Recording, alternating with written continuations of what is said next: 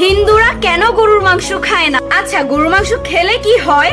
এমন অনেক অনেক প্রশ্ন আপনারা আমাকে করেন, বা এমন অনেক অনেক প্রশ্ন আপনাদের সম্মুখীন হতে হয়। কেউ খারাপ মন্তব্য করবেন না, আমি শুধু কেন গরুর মাংস খায় না সেটা জানাতে এসেছি, এর বাহিরে কিছু বলবো না। আগেই বলে রাখি, সনাতনী হলে ভিডিওটা শেয়ার বা কপি লিংক করে রাখেন, যাতে পরবর্তী সময়ে আপনিও এই প্রশ্নের উত্তর দিতে পারেন। প্রথমেই বলে রাখি, সনাতনীর মধ্যে একটা ভালো গুণ রয়েছে, যেটা হচ্ছে তাদের মধ্যে মায়া, মমতা, ভালোবাসা এটা একটু বেশি কাজ করে। সামাজিক কারণ নাই বলি, ধর্মীয় কারণ বলি, আমাদের প্রধান ধর্মগ্রন্থ হচ্ছেই কি বেদ। তো পবিত্র ঋগ্বেদে বলা হয়েছে গো হত্যা মানুষ হত্যার সমান। এবং গরু আমাদের সামাজিক দিক বলেন, বিভিন্ন দিক দিয়ে গরু আমাদের অনেক সাহায্য করে। যেমন একজন কৃষকের কাজে, কৃষি কাজে সাহায্য করেন। গাই গরুর দুধ দিয়ে মাতাকে সাহায্য করেছে।